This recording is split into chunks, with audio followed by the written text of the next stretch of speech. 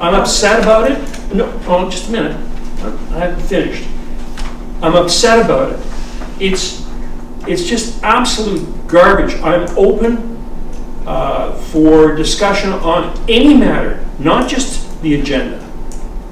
On any matter that's facing the municipality and anything that I have to do something with.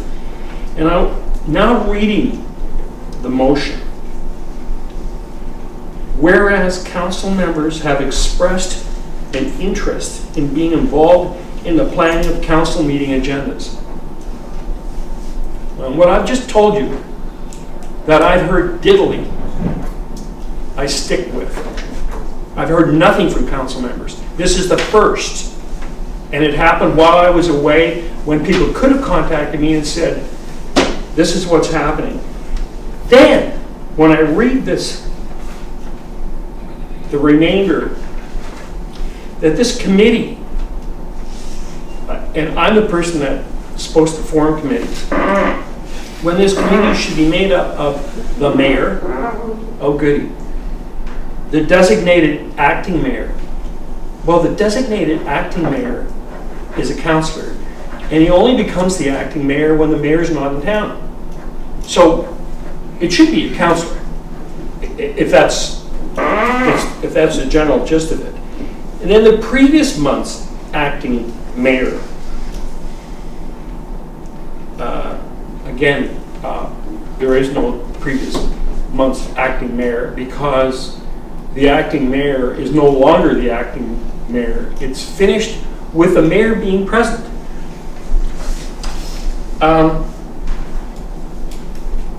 Excuse me. I think it's an insulting, insufferable piece of garbage. And I want to make sure that the public knows about it. Now the council has heard from me. And it's the kind of thing that I'm sorry. I guess I was naive and I thought that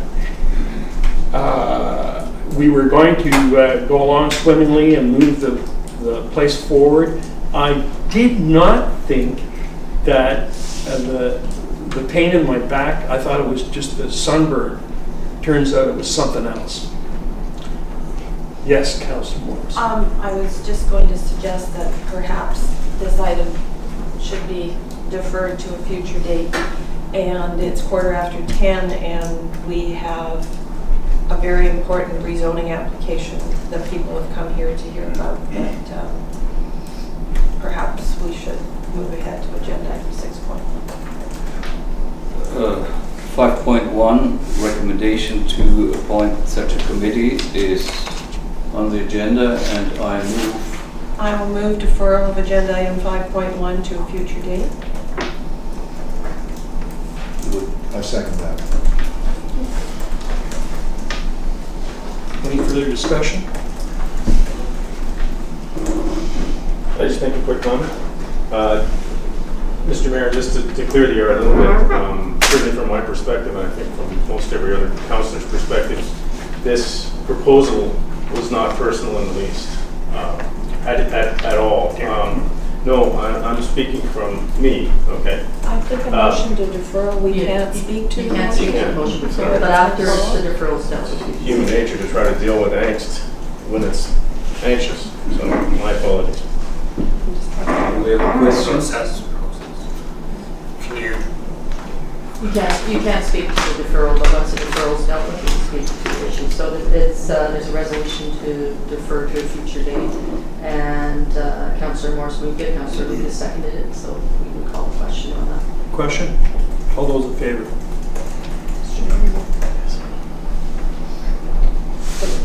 Anybody opposed? Mr. Councillor Jones. Oh, we need a 6.1.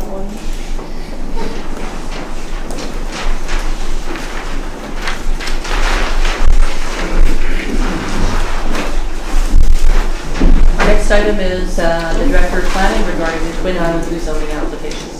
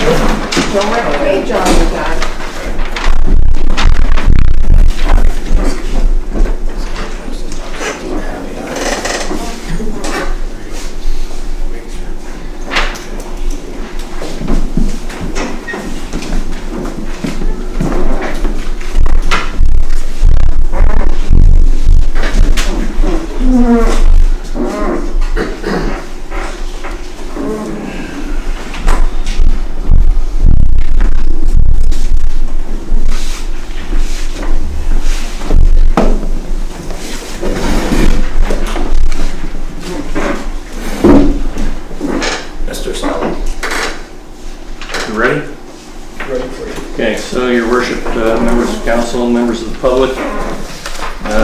We're here to discuss a rezoning application from Twin Island. And essentially, the essence of this application is to enable additional uses beyond what is currently taking place on the site.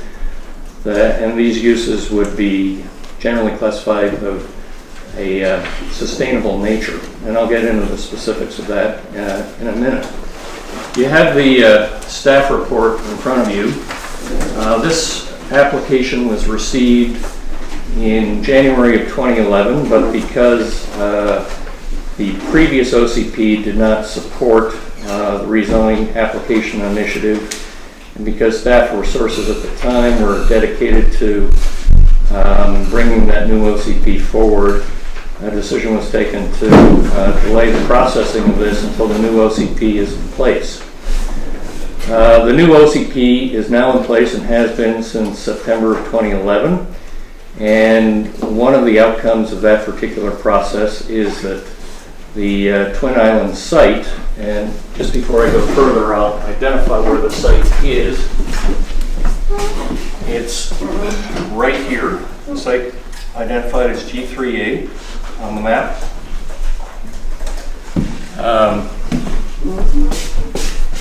Is now designated as industrial land in the OCP. I think more importantly, there are now supported policies in the new OCP that encourage the rezoning application that's in front of us. In particular, I'm not going to go through all the policies and objectives in the OCP that speak supportively to this particular application, but I would say that in general, an emphasis within the OCP is to make Bowen a more sustainable community going forward, and to enable more on-island processing of waste and disposal type material. And this application from Twin Island Excavating is certainly consistent with those objectives and policies in the OCP. The other thing that I would point out to members of council and the public is that the existing zoning designation in the land use bylaw map is consistent and appropriate. We don't need to change the map to enable this particular application to go forward. What we do need to do, though, is to change the text of zone variation G3A. What you have in the staff report states that it's processing, storage, and sale of sand and gravel, disposing of land clearing debris via controlled burning or grinding in a green waste compost facility. I believe the corporate officer distributed on table to you a proposed amendment to that, which would include quarrying and stockpiling. So that the essence of this application then is merely to change the text in zone variation G3A to enable the additional uses that are proposed. One of the, for lack of better terms, I'll call more controversial dimensions of this particular application is the controlled burning dimensions to it. We do have, as part of the staff report, an addendum report from the fire chief, which speaks to that particular aspect of it. And in addition, he has included the provincial open burning fire regulations that would be applicable to this. The fire chief is with us here today, so if you have specific questions regarding the open burning component to this, I'm sure the fire chief would be prepared to offer his perspective on that. So, in summary, this application conforms to the objectives and policies in the new OCP. It is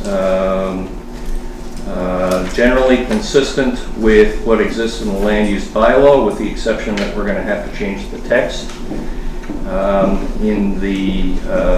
for zone variation G3A to support the additional uses that are proposed as part of this rezoning application. And the staff recommendation to council is that bylaw number 315, 2012, cited as Bowen Island Municipality Land Use Bylaw number 57, 2002, amendment bylaw number 315, 2012, be read a first time. And the council instruct planning staff to initiate the referral process for this application. And the referrals would include, and this is not necessarily an inclusive list, the Advisory Planning Commission, the Greenways Advisory Committee, Metro Vancouver Policy and Planning Department, the Islands Trust, and pertinent VIM departments, and the staff report back to council on the results of the referral process. So with that, Your Worship, I'll turn the floor back to you. Is there a checklist of things that has to be approved along with the application itself? Like a checklist of permits or licenses or other government agencies? Well, yes, and I've referred to that in the staff report. You'll notice that there's a land tenure offer from the Ministry of, I believe it's the Environment. I'd have to double check that. But in any case, that tenure offer, correction details from the Ministry of Natural Resource Operations, that tenure offer is contingent upon this land being rezoned. So that's part of the package of information that's in front of you, so that that tenure offer will not be taken up unless this land is rezoned to accommodate the additional uses. As part of the staff report, we've also identified terms and conditions that should be included as part of a development agreement that's attached to the rezoning.